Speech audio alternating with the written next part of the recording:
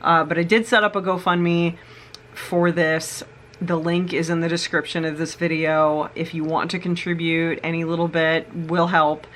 Hey guys, I'm super bright right now because I'm using my stupid ring light just so you guys can see me, because I just feel like hiding in a dark cave right now. Ironically, just like Teeny was doing before all this went down. As you can probably tell from the title, Teeny Houdini is currently in the hospital. She's at the, I can't even remember the name of it. It's right here on this handy piece of paper. She's at the Red River Animal Emergency Hospital and Referral Center in Fargo, which is a 24/7 staffed operating animal hospital. I'm sorry, I have like a phantom hair in my eye or something. I'm a wreck. I'm an absolute wreck today. To be honest, I don't care who knows it. I'm just making a comment on the fact that I've cried like 40 times today. Once or twice yesterday, 40 times today. Okay, I'm exaggerating a little bit, but I've definitely cried at least a dozen times today. Like, that's no exaggeration. So to put it concisely, Teeny, you know, Houdini, the little star of all of my vlogs, the little gray cat who meows her head off and has to steal the spotlight every time I'm making candles or trying to vlog or whatever.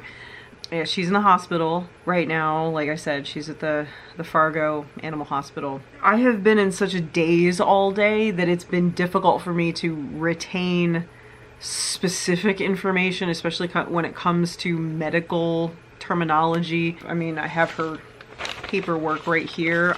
I don't know how to read it, you know, veterinary jargon, and basically the long and the short of it, I'll tell you where we started. It's Friday night right now, and this started on Monday night, coincidentally lining up with there being a police and SWAT team standoff 2 houses over from us. It was the craziest thing. I don't know if you saw my Facebook post about it. Somebody was holed up in a house. The police had to use 2 flashbangs. We had no idea what was going on. All we knew that there was a couple of cops out on the street blocking traffic, and then these freaking flashbangs went off. And if you've never heard a flashbang, you cannot even imagine how loud those things are. So they threw 2 flashbangs, and this went on for about 3 hours. There was lots of gunfire, lots of yelling. The SWAT team was running around like in our literal backyard. We could see them out the window running behind this little shed and taking cover with like their guns and stuff, and they would yell and they would shoot and they would yell and they would shoot, and it was like chaos for 3 hours. Now, what does that have to do with Houdini? Ever since that happened, literally to the hour, she became extremely lethargic. All of a sudden, she stopped eating. She was laying in one spot under this chair that I'm sitting on right now. In fact, she would just move from space to space to space by like, you know, a few inches. She was glued to the floor. She wasn't purring, she wasn't meowing, she wasn't getting up and walking around. She was just wanted to be in the dark, away from everybody. She wouldn't eat. I called our primary vet on Wednesday because I was concerned.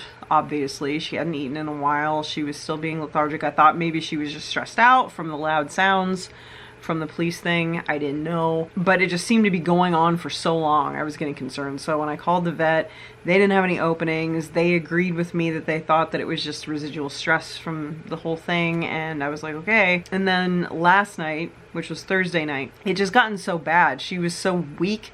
She would try to get around, and she was just so weak from not eating. She would just kind of stagger and hobble. She looked disoriented. I tried to pick her up to like move her to a different place to like bring her to her food. She weighed like nothing. That was when it kind of hit me, because I mean, she doesn't weigh a lot in the first place. She's teeny Houdini, but she weighed like nothing. She was like a feather in my hands. And that's kind of when it hit me, and I was like, oh no, something's wrong. Something's very, very wrong. I would set her down and she would just immediately hunker down in this little thing and just shut everybody out thing. And I'm gonna show you guys video footage of like our entire journey through most of today so you can see what happened. I called the emergency vet last night because, you know, it was outside of regular business hours, and they basically told me, well, we don't have the resources here that the vet clinic will have during the day. You can wait until the morning and try to get into the vet. I was like, oh God. So I bless her, I sat with her for most of last night. She did start purring at one point when I went to pet her, which was a good improvement, but she still just had no interest in eating anything.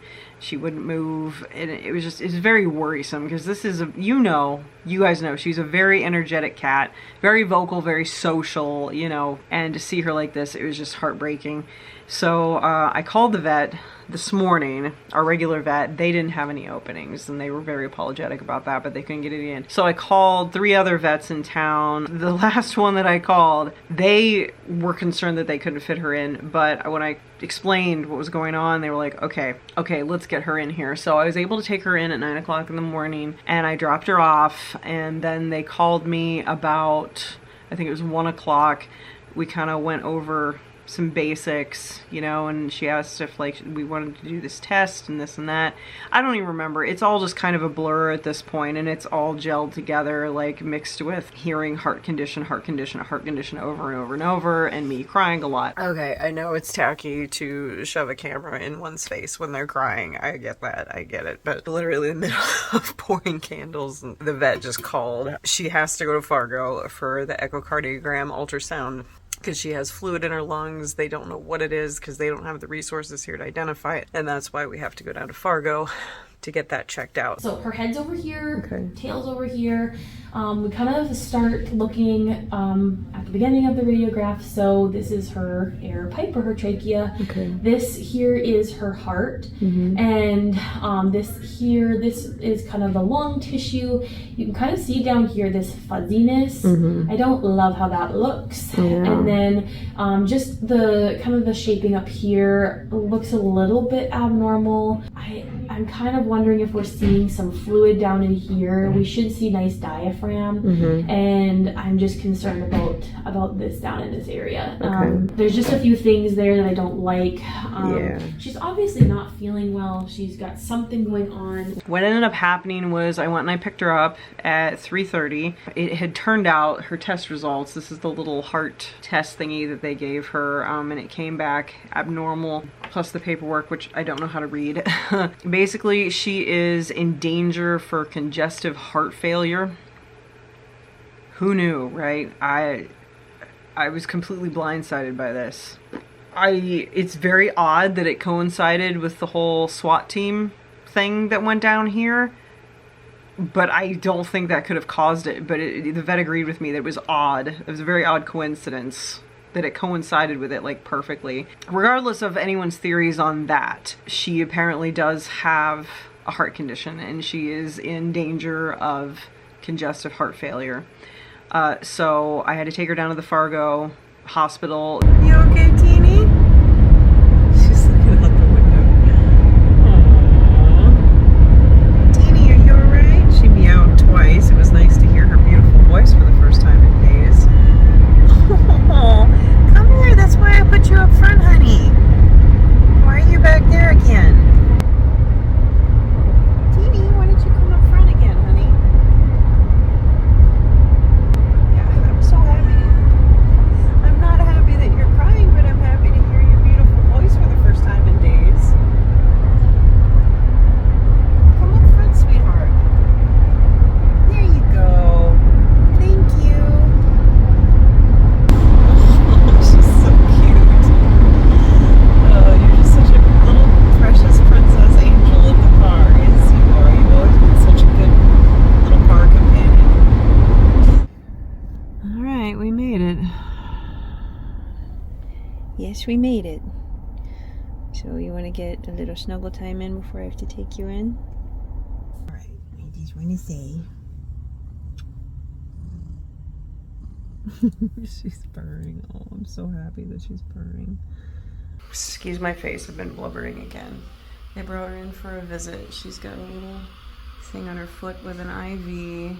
We've got this fancy oxygen tank with a little cone for for her to breathe because they have her in an oxygen counter right now because her lungs aren't doing so well. So this is supposed to be the visit, but she's just so upset. She keeps trying to wriggle out of my arms. So we're gonna be keeping her over the weekend here. Gonna be keeping her over the weekend. They're gonna do some tests. They're gonna pull the fluid from her lungs to test for exactly what it is and where it came from. And then if necessary, they're gonna, which probably will be necessary, they're gonna administer an appetite stimulant, other medicine, depending on what the fluid is, where it came from and all that. But she said that congestive heart failure is a certain imminent danger. So, yeah. Poor little teeny. Love you, baby.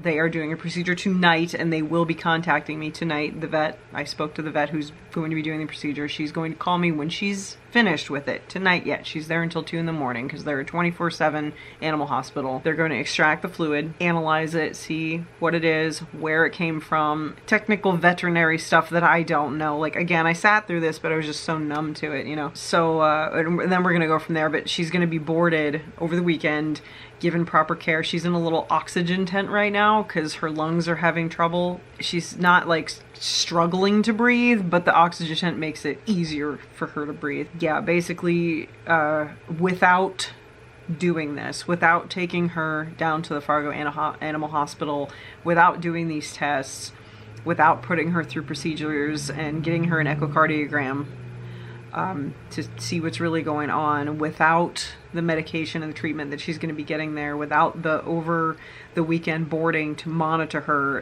where she's in an environment where she get good care, without all of that, I really hate to say it, I hate to admit it, but we would have lost Teeny. And that's not something that I was even nearly close to ready to make peace with. You know, she's only 10 years old. She's the light of the house. This came on so abruptly. And it's shaken all of us up.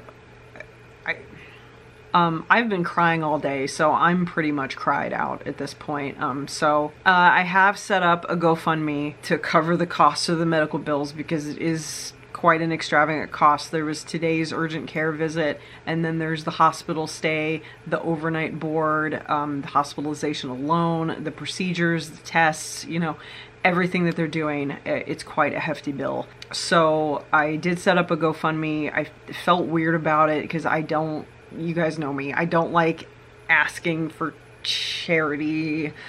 I would rather obtain help financially through something that makes me feel good about it. Like, if you guys would order candles, I would put that money towards this, and which a lot of you have done already, which I really appreciate. Thank you so much. But I did set up a GoFundMe for this. The link is in the description of this video. If you want to contribute, any little bit will help. I really appreciate everyone who's already donated. Like, you have no idea how much of a relief it is. Like, I don't care about the cost, and I know JJ doesn't either. Like, I would cut off my hand to save any member of our little family, you know what I mean? But it is still a financial strain on us, regardless of whether we're willing to pay it or not, you know? And of course we are willing to pay it. I told the vet, I said, do whatever you have to do. She's like, now do you want us to do this? It's gonna be an extra cost. I'm like, do it. Like, whatever you have to do to save this cat, do it. Like, just freaking do it. I'm not gonna cut corners when it comes to my family member's life, because she is a family member and I miss her so much already. The house feels weird. So, you know, damn it. The house feels so weird without Houdini's energy in it, and it's really hard. It's gonna be a really hard weekend. I mean, she's in a place where she's gonna get care and she's where she needs to be, and I know that we did the right thing. But just the waiting and the worrying until I know everything's gonna be okay and our Houdini's gonna come home to us and she's gonna be back to normal. It's just, it's stressful. It's heartbreaking. I mean,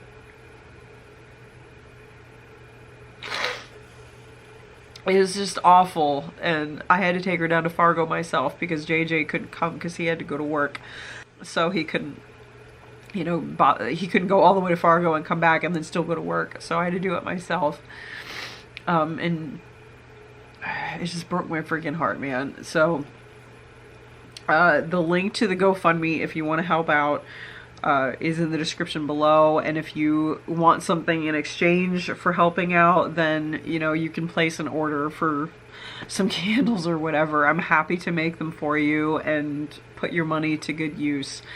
I mean, this is putting your money to good use, of course. You're helping save our cat's life. But I'm just gonna look at this really quick just to show you guys how much I appreciate what you're doing and how you've helped so far. Today alone, the orders that you guys have placed for products, the proceeds of that are gonna go to paying Houdini's medical bills. You've placed orders in a total of $340, which is awesome. Thank you. That's a big help right there, absolutely. And as I am recording this, oh my gosh, as I'm recording this, the GoFundMe has raised $920. That's amazing. And a couple of you have donated privately too. You sent money to my PayPal.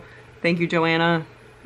Katrina sent money to my Cash App. On top of everything that's going on right now, it's amazing to me how many people know Teeny and love Teeny as much as I do, that you're willing to help out in this situation. And I could not be more grateful. I just don't even know what to say about it. I wish Teeny could understand, you know? I wish she knew how many people know her and love her and want to help her and want to see her get better and thrive again, you know? So again, if you want to donate to the GoFundMe to help us pay the medical bill that's literally going to be life-saving for our sweet girl, the link to that is in the description below. I appreciate you so much. You have no idea. And just send prayers and thoughts. Just pray for our sweet girl. Well, I gotta take you in here. It's just a doctor place full of nice people, and they're gonna take good care of you over the weekend, and then Monday you're gonna have some tests, and then we'll go from there, okay?